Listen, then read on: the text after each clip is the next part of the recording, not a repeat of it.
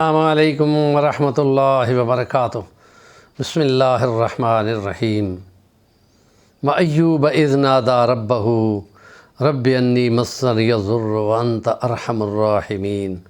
وقال اللہ تعالی فی سورۃ صاد إِنَّا وَجَدْنَاهُ صَابِرًا نِعْمَ الْعَبْدُ۔ قال اللہ تعالی لقد كان لكم في رسول الله أسوة حسنة رب زدنی علما۔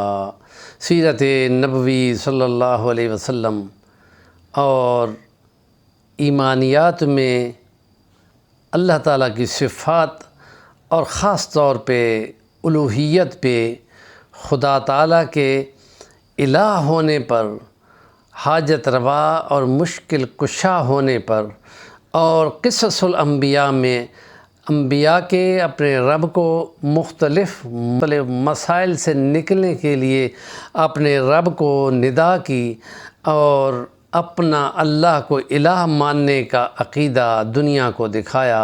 قرآن نے ان سب انبیاء کا نقشہ پیش کیا ہے، کیونکہ خدا کے کلام میں ہے کہ کچھ کا قصہ ہم نے بیان کر دیا ہے اور کچھ کا قصہ ہم نے بیان نہیں کیا ہے۔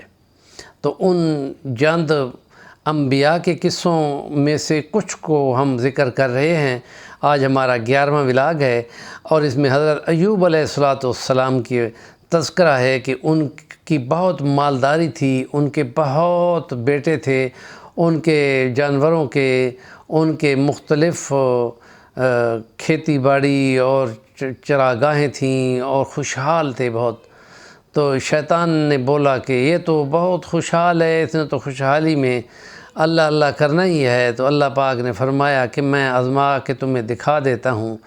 سارے بیٹے یکے بعد دیگرے مر گئے، تمام جانور بھی فنا ہو گئے اور کچھ نے بھی نہیں بچا، اور پھر اپنا وجود ان کا بچ گیا۔ تو اس پر بھی اللہ نے وہ تکلیف اور آزمائش بھیج دی کہ جس پہ 18 سال لگ گئے، اور پھر بھی انہوں نے خدا سے گلہ شکوہ نہیں کیا کہ میرا تو تم نے کچھ بھی نہیں چھوڑا۔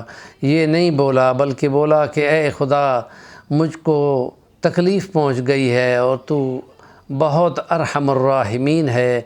تو پھر خدا نے اس کو چیلنج کو دکھایا کہ دیکھو میرا پیغمبر، دیکھو میری زبان کو بچا لینا کہ میرا جسم تو گل جائے لیکن میری زبان محفوظ رہے کہ میں اس سے تیری یاد کرتا رہوں۔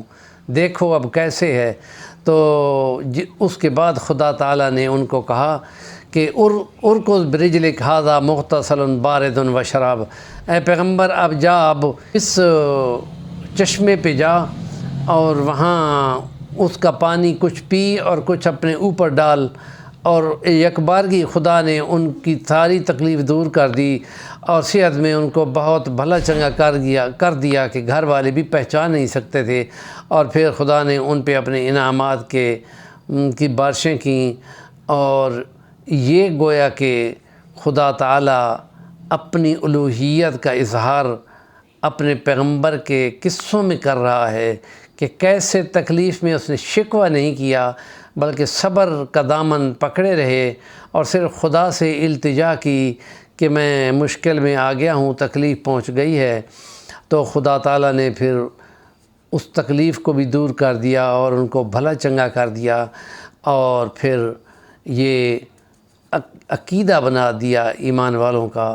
اور سیرت نبوی صلی اللہ علیہ وسلم میں ہمارے پیغمبر صلی اللہ علیہ وسلم کی مکہ کے اندر جو مشکلات تھیں وہ بہت زیادہ تھیں، سارے دشمن ہوئے پھرتے تھے اور آپ اپنی جان بچاتے پھرتے اور اللہ پہ توکل کرتے۔